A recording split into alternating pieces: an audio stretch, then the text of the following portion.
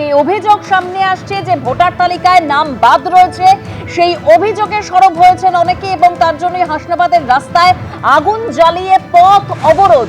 মাকালগাছা পঞ্চায়েতের 3টি বুথ মিলে প্রায় 700 জনের নাম বাদের অভিযোগ সামনে আসছে।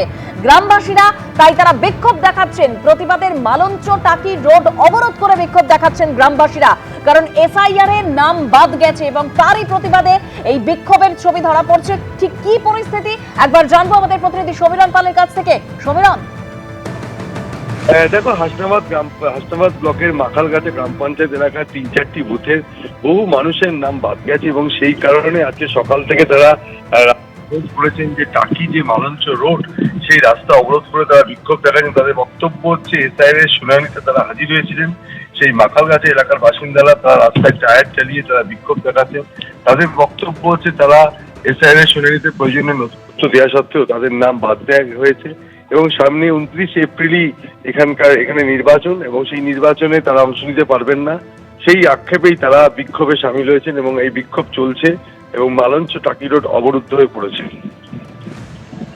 একদম সমীরণ, তুমি আমাদের সঙ্গে থাকো। অর্থাৎ যে পরিস্থিতি, মালঞ্চ টাকি রোড অবরুদ্ধ হয়ে পড়েছে কারণ গ্রামবাসীরা সেখানে বিক্ষোভ দেখাচ্ছেন।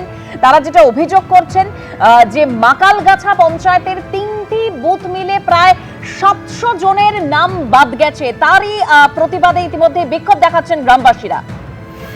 একেবারে সেই ছবি আপনারা দেখতে পাচ্ছেন, হাসনাবাদের ছবি। রাস্তায় টায়ার জ্বালিয়ে বিক্ষোভ অবরোধ গ্রামবাসীদের, প্রতিবাদ জানাচ্ছেন তারা। তার কারণ এসআইআর এর নাম বাদ গেছে তাদের।